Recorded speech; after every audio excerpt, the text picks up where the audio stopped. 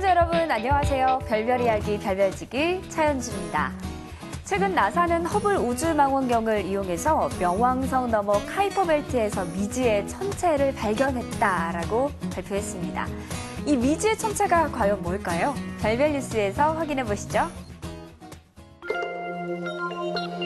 명왕성 너머 카이퍼 벨트 안에서 정체를 알 수 없는 두 개의 새 천체가 발견됐습니다. 허블 우주망원경이 촬영한 200장의 이미지를 분석해서 발견된 두 천체는 이미지상으로는 점에 불과해 어떤 물질인지 정확한 정체는 아직 알 수 없습니다.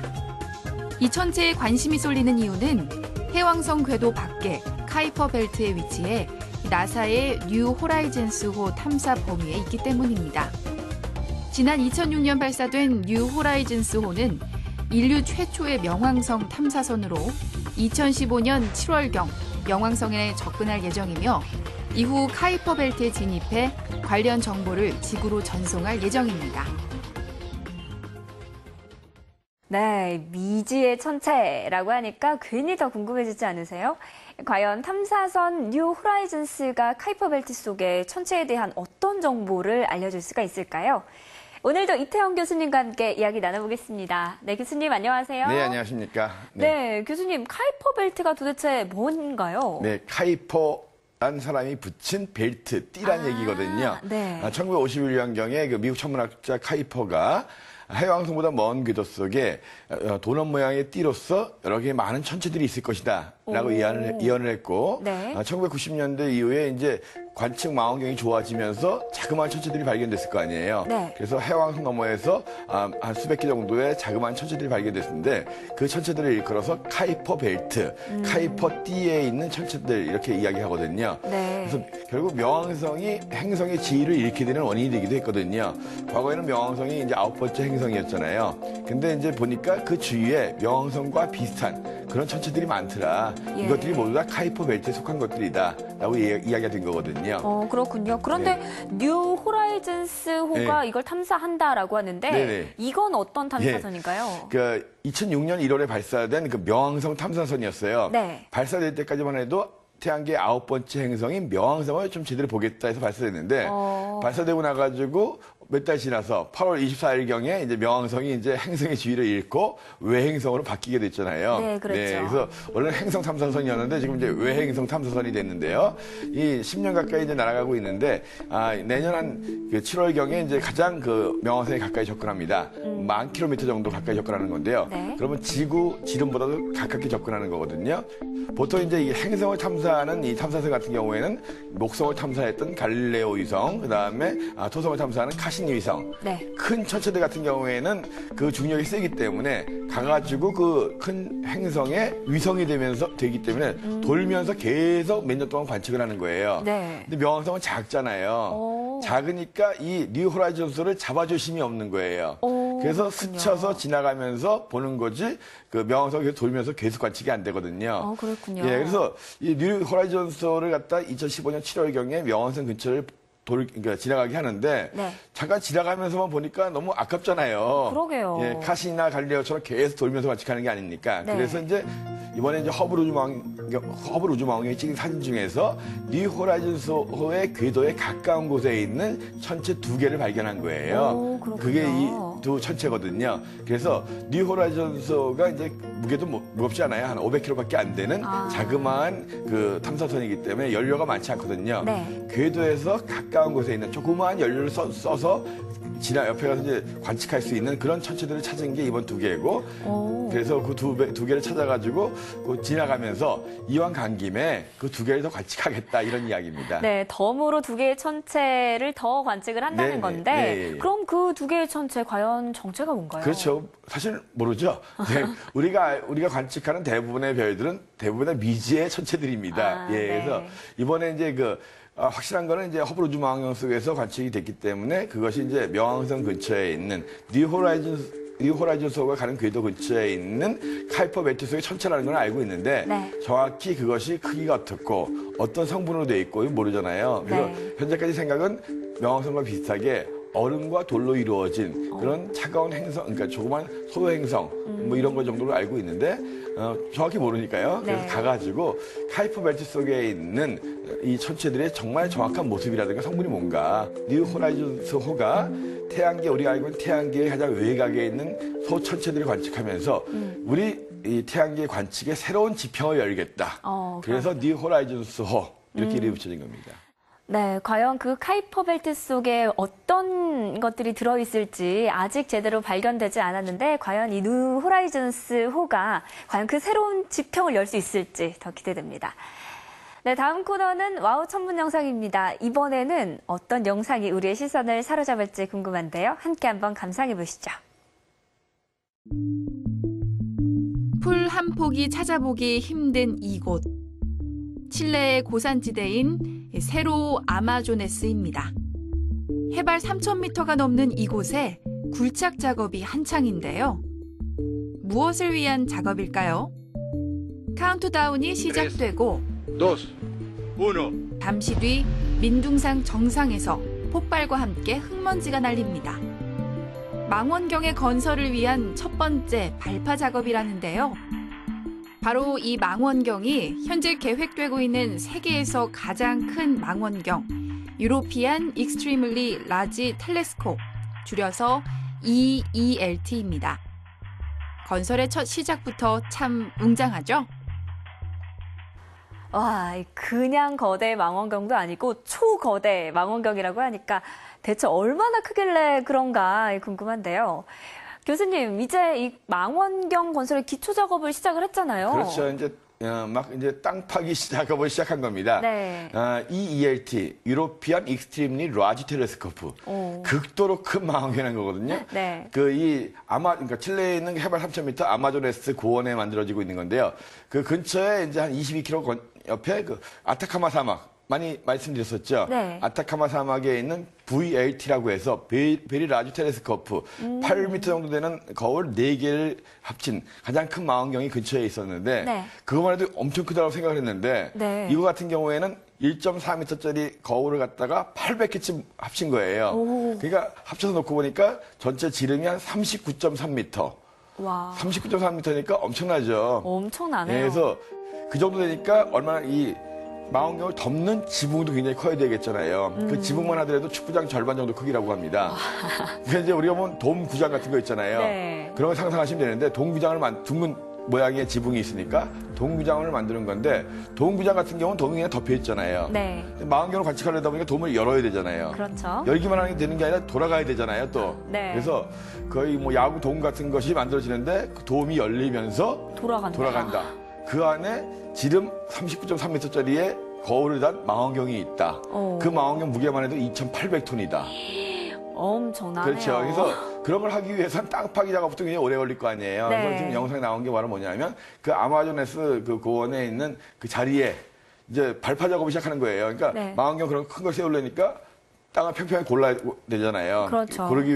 땅을 평평히 고르기 위해서 일단 발파 작업을 시작하는 그래서 이제 역사적인 첫발이 되었다.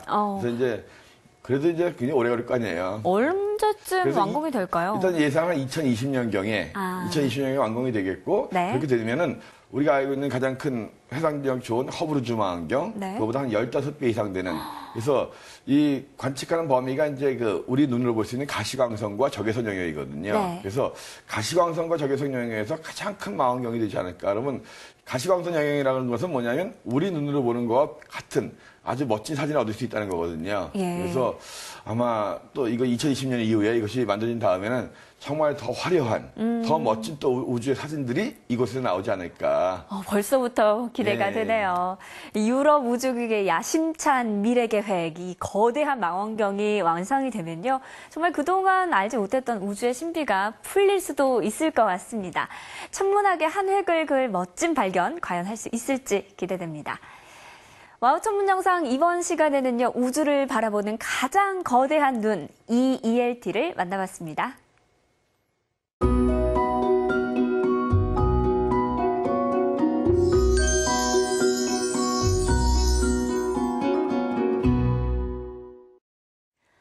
엄청난 인기를 자랑하던 드라마 해를 품은 달 기억하시나요?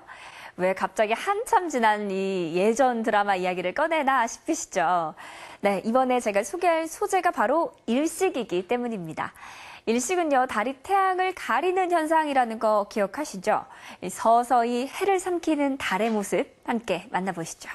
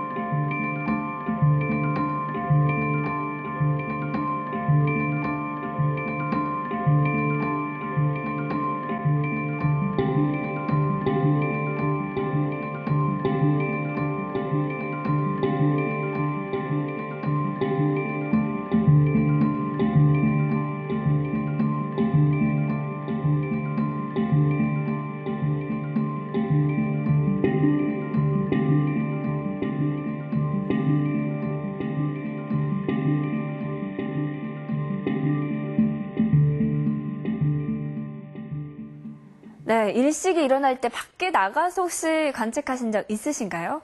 저는 셀로판즈 안경을 만들어서 관측을 해본 적이 있는데요. 사실 밤하늘에서 아름다운 별을 보는 건 참 쉬운 일이지만 이런 일식 같은 우주쇼는 날이면 날마다 일어나는 일은 아니잖아요. 그러니까 기회가 오면 한 번쯤은 좀 보는 것도 좋을 것 같습니다. 네, 교수님, 일식에도 몇 가지 종류가 있잖아요. 네네.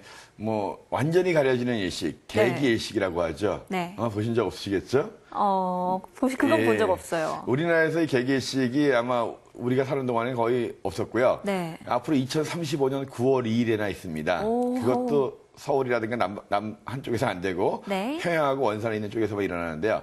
이렇게 완전히 해가 가려져가지고 해의 밝은 빛이 안 보이고 해 주변에 대기, 코로나라고 하는 대기만 보이는 그래서 불타오르는 검은 태양 이렇게 표현하는 것이 개기일식이고요. 와. 굉장히 좁은 지역에서 짧은 순간에만 일어나거든요. 네. 그래서 보기가 힘든데 개기일식이라는 것이 있고 그다음에 우리나라에서 가끔씩 보이는 부분일식 일부만 가려지는 거죠. 네. 근데 해가 워낙 밝기 때문에 99%가 가려지더라도 주의가 환해요. 그래서 사실 개기일식을 보셨던 분들은 부분일식은 에이 이럴 수도 있거든요. 네. 근데 아무튼 처음 부분일식도 해가 가려지는 모습이기 때문에 상당히 신기한 모습이에요. 근데 우리가 지구에서 볼 때 달이 멀어졌으면 달의 크기가 더 작아지겠죠. 그렇죠. 지구에서 멀리 있을 때 달이 태양을 가리게 되면 달의 크기가 작아지기 때문에 해 속으로 쏙 들어가 버리는 거예요. 네, 주위에 그러니까 금가락지처럼. 그렇죠. 금가락지처럼 이렇게 환이 생기는 거죠. 예. 그래서 그걸 금환일식이라고 해요. 네. 그래서 금환일식 같은 경우에는 개기일식과 거의 원리는 같지만 달이 지구에서 멀리 있을 때 넓게 보면 개기일식, 부분일식, 금환일식. 부분일식은 개기일식 때도 일어나고 금환일식 때도 일어납니다. 근데 이제 이 일식이라는 것을 보기가 상당히 힘든 것이 일단 맞아요. 나타나는 지역도 적고 네. 그다음에 진행되는 시간도 굉장히 짧아요. 그런데 한번 정말 여행할 기회가 있으시다면 개기일식 정도는 한번 꼭 보셨으면 좋겠어요. 그래서 그것도 또 운이 맞아야 볼 수 있는 거죠. 개기일식이 일어나는 시간은 짧게는 한 1분 30초 정도, 길어봤자 한 4, 5분 정도거든요. 네. 그 순간에 구름이 끼고 비가 오면 못 못 보는 보는 거죠. 거죠. 그래서 정말 그걸 보러 갔는데 그 순간만을 보러 갔는데 다른 거 다 잘했는데 그걸 못 보게 되면 결국은 나 여기 왜 왔을까? 속상하겠다. 속상하죠. 네. 그래서 이거 개기일식인데 근데 한번 날짜를 가까운 날짜가 2016년 3월 9일. 2016년 3월 9일에 이제 인도네시아 보르네오 섬 이 근처에 있거든요. 네. 잘 기억해 주시고 2016년 3월 9일 그거고요. 그러니까 제일 좋은 기회가 2017년 8월 21일이에요. 2017년 8월 21일 미국에서 동부부터 서부까지 같이 일어납니다. 그러니까 천천히 일어납니다. 그래서 네. 서부서부터 쭉 계속 진행이 되거든요. 그래서 혹시 미국 여행 가실 분들 계시면 이왕 가실 거면 2017년 8월 21일 꼭 기억하셔서 개기일식도 보시면서 여행도 하시는. 좋겠네요. 그런데 기본적으로요, 태양을 눈으로 직접 보는 건 많이 안 좋다라고 알려져 있는데 일식을 보는 좋은 방법 없을까요? 예, 근데 기본적으로 이제 우리가 낮에 해를 보기가 힘들잖아요. 네. 너무 눈부시기 때문에. 그래서 해를 보려면 아까 말씀드렸던 셀로판지를 가리거나 여러 가지 뭐 이제 옛날에 뭐 용접용 유리 가지고 가리기도 하고 막 그랬거든요. 네. 근데 해를 잠깐 보는 건 괜찮지만 계속 보면 그 밝은 빛 때문에 망막이 손상될 수도 있고. 그렇죠. 그래서 이제 물론 개기식이 완전히 일어났을 때는 그 밝은 빛이 사라지고 코로나만 보이기 때문에 그때 맨눈으로 봐야 돼요. 네. 근데 이제 그래서 일단 기본적으로 일식이 진행될 때 특히 부분 일식 같은 그런 경우는 그냥 보시면 보이지도 않고 힘들어요. 그렇기 때문에 빛을 가릴 수 있는, 그래서 카메라 찍을 때는 이제 ND 필터라고 해서 빛을 몇백 배 이하로 줄여주는, 그다음에 이제 셀로판지 또는 저렇게 전용 필터, 또 이제 과자 봉지 중에서 약간 그 금박지 비슷한 거 있잖아요. 네. 그걸로 봐도 돼요.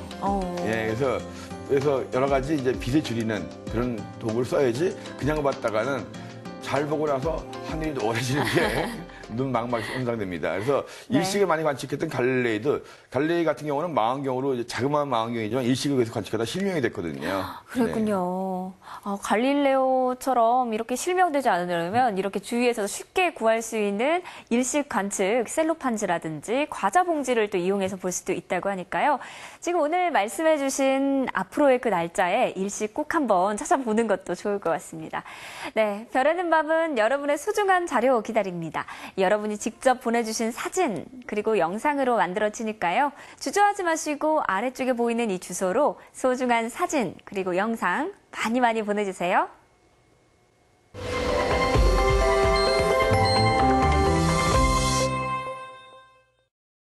네, 별별 이야기 오늘 소식은 여기까지입니다. 즐거운 시간 되셨나요? 다음 시간에도 재미있고 알찬 소식들 가득 준비해서 찾아뵐 테니까 기대 많이 해주시고요. 이 별별 이야기 다시 보고 싶으신 분들 YTN 웨더 홈페이지와 애플리케이션 그리고 유튜브 채널에서 찾아주시기 바랍니다. 시청해주신 여러분 고맙습니다.